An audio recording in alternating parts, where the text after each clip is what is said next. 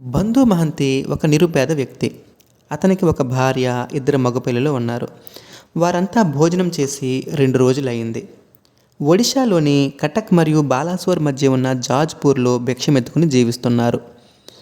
వచ్చిన కొద్ది అన్నాన్ని పిల్లలకు పెట్టి తాను తన భార్య మాత్రము చెట్ల ఆకులు తింటూ కాలాన్ని గడుపుతున్నారు.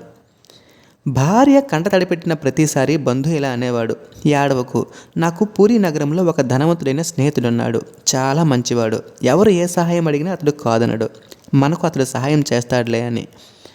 ఒకరోజు భార్య బంధు దగ్గరికి వచ్చి ఇలా అంది, మనం మీ స్నేహితుడి దగ్గరికి వెళ్ళి మన దీనావస్థను చెప్పుకుందాం. ఇంకా ఆలస్యం చేస్తే పిల్లలు చనిపోతారు అని. బంధు మహంతి భార్య పిల్లల్ని తీసుకుని 144 కిలోమీటర్ల దూరంలో ఉన్న పూరీ నగరానికి బయలుదేరాడు. 4 రోజుల పాటు కాలినడకన ప్రయాణించి బంధు మహంతి పూరీ నగరం చేరాడు.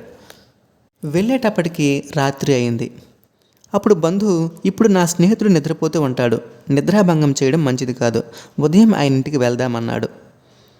ఆమె సరే అంటూనే, ఇప్పుడు పిల్లలు తినడానికి ఏమీ లేదు, వాళ్ళు ఆకలితో ఏడుస్తున్నారు అని అంది. అప్పుడు బంధు, చూడు, మనం ఇప్పుడు పూరీ జగన్నాథుడి మందిర ప్రాంగణంలోనే ఉన్నాం. గుడి తలుపులు కూడా మూసేశారు. అయినా ఒకసారి ఆ తలుపులనే చూసి వద్దాం అంటూ భార్యా పిల్లల్ని తీసుకొని ద్వారం బయటే నిలబడి కృష్ణ భగవాన్ని ప్రార్థించాడు. ఆ రాత్రి అతను చేసిన ప్రార్థన ఎంత గొప్పదంటే సమస్త పురాణాల సారమంతా అందులోనే ఉంది. ప్రభు, నేను నీ భక్తుడిని. నీవు తప్ప నాకు ఎవరు దిక్కు? నేను కటిక పేదవాడిని. నేను ఆకలితో ఉన్నాను. అయినా నాకు బాధ లేదు. కానీ నా భార్య పిల్లలు ఆకలితో మరణిస్తారేమో. నేను ఇన్ని రోజులు నా భార్యకు నాకు స్నేహితుడున్నాడు, అతడు మనకు సహాయం చేస్తాడని చెబుతూ వస్తున్నాను. కానీ ఆమెకు తెలియదు నువ్వే ఆ స్నేహితుడివని. ఇప్పుడు వాళ్ళ ఆకలి తీరక ఏ సహాయం అందకపోతే ఆమెకు నీవు ఉన్నావు అనే విశ్వాసం పోతుంది. నేను అది భరించలేను. నా మాటలు నమ్మి నీ మీద నమ్మకం పెట్టుకున్న ఆమె ఆశను నిరాశపరచవద్దు.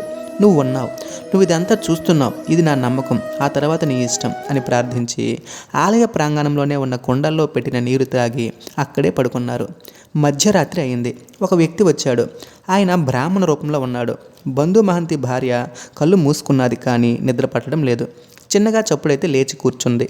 ఆ బ్రాహ్మణుడు ఒక పెద్ద పళ్ళెంలో కమ్మని పదార్థాలను ఆమె ముందు పెట్టాడు. ఆమె భావోద్వేగంతో పళ్ళెం అందుకున్నది.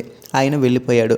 ఆమె బంధువుని పిల్లల్ని నిద్రలేపి, ఒక బ్రాహ్మణుడు వచ్చి ఇది ఇచ్చిపోయాడు అని చెప్పింది. బంధు అన్నాడు, నేను చెప్పాను కదా, నా స్నేహితుడు చాలా మంచివాడని. అతనే పంపి ఉంటాడు.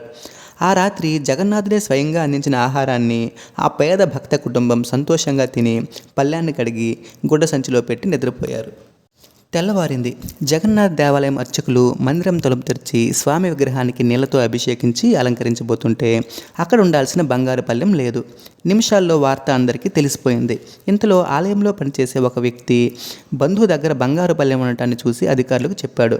వాళ్ళు అర్చకులతో కలిసి వచ్చి బంధువుని పట్టుకుని కొట్టడం మొదలుపెట్టారు. బంధు ఏమీ మాట్లాడడం లేదు.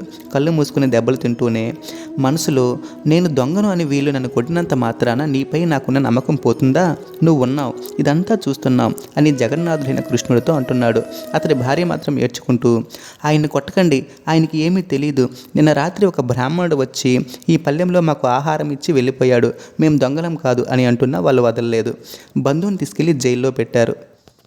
ఆలయ ప్రాంగణంలోనే ఉన్న ఒక చెట్టు కింద ఏడ్చి పిల్లలను గుండెకు హత్తుకుని బంధువు భార్య సొమ్మసిల్లి పడిపోయింది. రాత్రి అయింది. పూరీ నగరంలో ఉన్న అప్పటి రాజు ప్రతాపరుద్రుడికి ఒక కల వచ్చింది. అక్కడ నా భక్తుడు చెరసాలలో బాధపడుతుంటే ఇక్కడ నువ్వు హాయిగా నిద్రపోతున్నావా? అతను నాకు నిజమైన భక్తుడు, అతడు నిరపరాధి, అతనికి బంగారు పళ్ళెంలో ఆహారం ఇచ్చింది నేనే అని అన్నారు. ఆ క్షణమే నిద్రలేచి ప్రతాపరుద్రుడు జగన్నాథ మందిరానికి వెళ్ళి అధికారులందరినీ రమ్మని ఆదేశించాడు. బంధు భార్య గురించి అక్కడి వారు రాజుకు చెప్పారు. వారిని కూడా అక్కడికి తీసుకురండి అని చెప్పి స్వయంగా ప్రతాపరుద్రరాజే జైలు గదికి వెళ్ళి తాళాలు తీయించాడు. ఆ తరువాత ఆయన చేసిన పని అక్కడున్న వారిని దిగ్భ్రాంతికి గురిచేసింది. ఒడిశాకే మహారాజు అయినటువంటి ప్రతాపరుద్రుడు బంధు మహంతి కాళ్లకు సాష్టాంగ ప్రమాణం చేశాడు. అంతేకాదు, అక్కడికక్కడే బంధు మహంతిని పూరీ జగన్నాథ మందిరపు వంటశాలగా ప్రధాన వంటకాడిగా నియమించాడు. అదొక్కటే కాదు, బంధు మహంతి కుటుంబానికి జగన్నాథ దేవాలయం యొక్క ప్రధాన వంటవాళ్ళుగా శాశ్వత హక్కులు కల్పించాడు. ఇప్పటికీ కూడా బంధు మహంతి కుటుంబమే 494 సంవత్సరాలుగా జగన్నాథ దేవాలయంలో వంట పని నిర్వహిస్తున్నారు. కనుక నమ్మక బాగుపడిన వారు లేరు, నమ్మి చెడిపోయిన వారు లేరు. కాబట్టి దేవుణ్ణి నమ్మాలి. జై శ్రీకృష్ణ.